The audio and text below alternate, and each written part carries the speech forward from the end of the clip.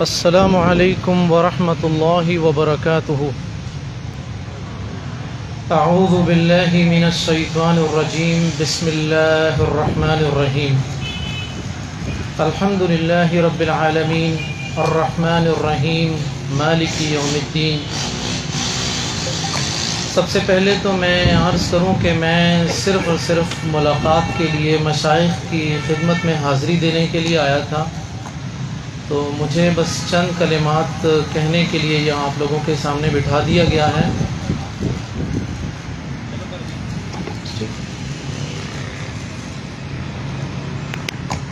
بارک اللہ فیکم، جزاک اللہ خیر۔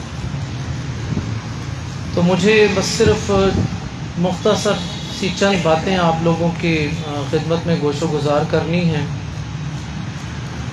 سب سے پہلے تو یہ بات ذہن نشین کر لیجئے، رسول اللہ صلی اللہ علیہ وسلم کے حوالے سے، آپ کی حرمت کے حوالے سے، آپ کے مقام اور مرتبہ کے حوالے سے، آپ کی حرمت، مقام اور مرتبہ کی ذمہ داری تو کائنات کے رب نے اٹھائی ہوئی ہے۔ اِنَّا كَفَيْنَاكَ الْمُسْتَهْزِئِينَ۔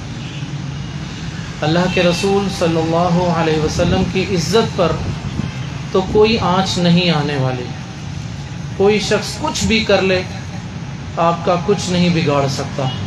وَرَفَعْنَا لَكَ ذِكْرَكَ، آپ کا ذکر بہت بلند ہے۔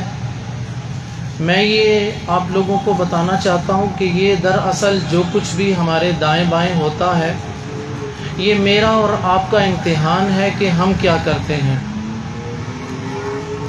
رسول اللہ صلی اللہ علیہ وسلم کی حیات طیبہ میں بھی یہ توہین کے یہ قبیح جو افعال تھے یہ ہوتے رہے۔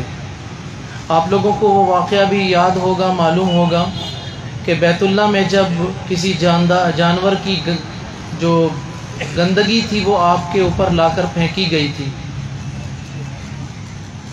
کفار مکہ کی طرف سے، مشرکین مکہ کی طرف سے طعن، تشنی، بے اولادی کے طعنے، گالیاں، تشدد، آپ لوگوں سے، آپ مسلمانوں کے ساتھ، صحابہ کے ساتھ کیا کیا کچھ نہیں کیا گیا، وہ ہم سب اس سے واقف ہیں۔ یہ سارے کے سارے توہین رسالت کے ہی مختلف پہلو ہیں، لیکن ان تمام کیفیات میں مجھے یاد نہیں پڑتا، سیرت کی جتنی کتابیں میں نے پڑھی ان تمام کتابوں میں کہیں بھی مجھے وہ ایسا کوئی کام نظر نہیں آیا جو کام آج ہم کر رہے ہیں مختلف جوانب سے۔ میرے قابل احترام سامعین، اللہ تعالیٰ آپ سب کو اپنی عافیت میں رکھے۔ میں آپ کو یہ بتانا چاہتا ہوں کہ یہ اصل میں ہمارے لیے ایک لٹمس پیپر ہے، میں اور آپ کہاں کھڑے ہوئے ہیں، کیا کر سکتے ہیں اور کیا کرنا چاہیے۔ دوسری بات، میں اور آپ جہاں بھی کھڑے ہوں، میرے پاس اور آپ کے پاس اب کوئی ایکسکیوز باقی نہیں رہتا کہ میں اکیلا تھا یا میں اکیلا ہوں، کیا کر سکتا ہوں، ایسا کوئی ایکسکیوز میرے پاس باقی نہیں رہا۔ آج کی یہ جو پروگرام ہے سیدنا ابراہیم علیہ السلام کے حوالے سے، تو یہ بات میں کہہ سکتا ہوں کہ جب سیدنا ابراہیم علیہ السلام نے دعوت دین کا آغاز کیا تھا تو آپ اکیلے تھے، کوئی دوسرا فرد آپ کے ساتھ نہیں تھا۔ بیٹے نے بھی یہی کام کیا تھا۔ رسول اللہ صلی اللہ علیہ وسلم نے جب دین کی دعوت کا آغاز کیا تو آپ بھی اکیلے تھے، کوئی ساتھ دینے والا نہیں تھا۔ سیدہ خدیجہ، سیدنا ابو بکر صدیق اور دیگر تو پھر ایک قافلہ بنتا چلا گیا تھا۔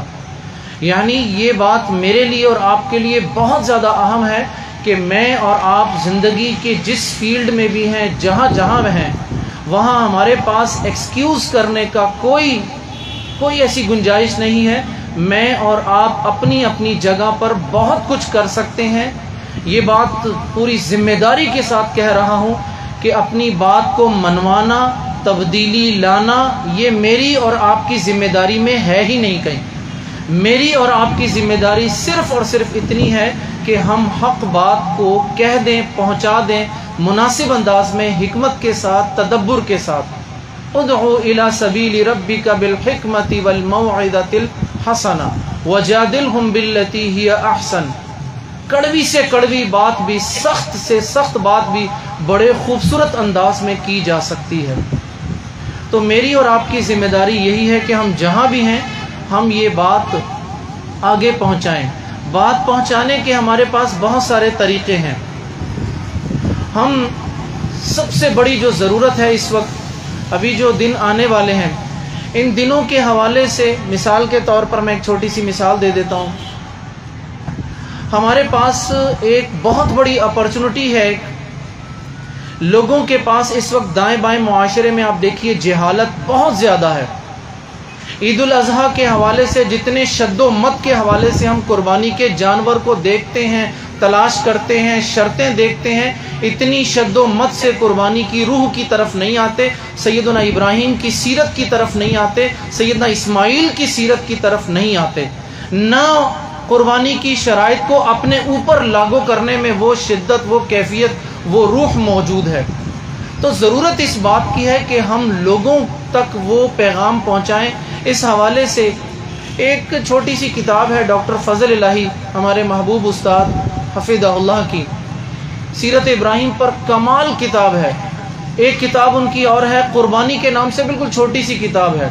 میں یہ سمجھتا ہوں کہ جس طرح رمضان میں ہم ذکر اذکار یا حصن المسلم کی کتابیں تقسیم کرتے ہیں، لوگوں تک پہنچاتے ہیں، اسی طرح ان ایام میں قربانی کی وہ کتاب جو ڈاکٹر فضل الہی حفظہ اللہ نے لکھی ہے، وہ کتاب ہم لیں، اور وہ کتاب اتنی مہنگی نہیں ہے، 60-70 روپے کی کتاب ہے۔ وہ کتاب لے کر لوگوں تک پہنچا سکتے ہیں تاکہ لوگوں کی جہالت دور ہو اس حوالے سے۔ تو یہ دوسرا کام کرنے والا ہے جو آپ اکیلے بھی اپنی جگہ پر کر سکتے ہیں۔ میں جہاں ہوتا ہوں یونیورسٹی میں، میں یہ ہمیشہ کوشش کرتا ہوں کہ جب سال کے یہ دن آتے ہیں تو دنوں کی مناسبت سے کچھ چیزیں لے کر میں اپنے ساتھی اساتذہ میں تقسیم کرتا ہوں۔